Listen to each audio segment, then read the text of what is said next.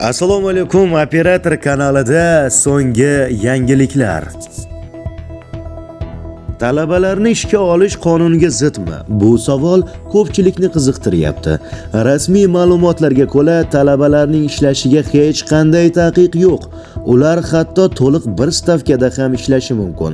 Pedagogika yo'nalishidagi talabalar esa 3-kursdan boshlab maktablarda asosiy ish joyi sifatida dars bera oladilar.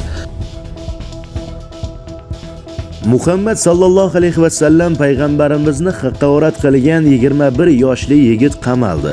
Ma'lumotlarga ko'ra, u Telegramda izoh qoldirib, diniy adovatni targ'ib qiluvchi fikrlar yozgan.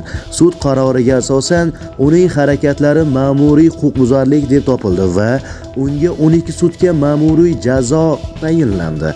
Bu holat ijtimoiy tarmoqlarda bahs-munozaraga sabab bo'ldi. 21-asrga xos rekord darajadagi qor yog'ish Alyaska va Kanadada kuzatilmoqda.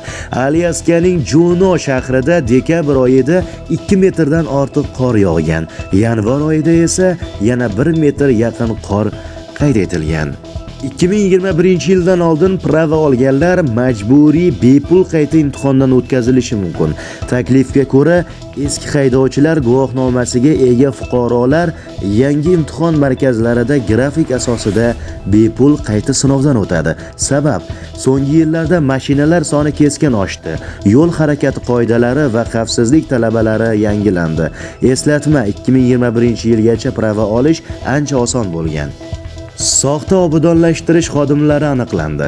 Maxsus kiyim kiyib olib, o'zini davlat xodimidek ko'rsatib, odamlardan pul so'rab yurgan shaxslar fosh etildi. Fuqarolardan ogoh bo'lish, ishonib pul bermaslik va bu haqida yaqinlarini ham ogohlantirish so'ranmoqda. 2026-yil 1-yanvardan tibbiyot xodimlariga yangi imtiyozlar berildi.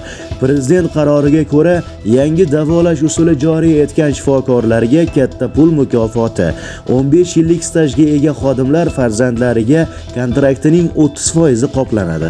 500 nafar xodimga ipoteka uchun boshlang'ich badal to'lab beriladi. Sanitariy yo'llanmalar va davlat xizmatlarida chegirmalar beriladi. Bu yangilik soha xodimlari uchun katta rag'bat bo'ldi.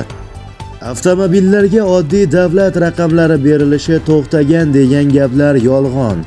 Rasmiy ma'lumotlarga ko'ra, oddiy va arzon raqamlar avvalgidek berilmoqda. Kim qimmat va chiroyli raqam istamasa, bemalol GAI orqali oddiy raqam olishi mumkin.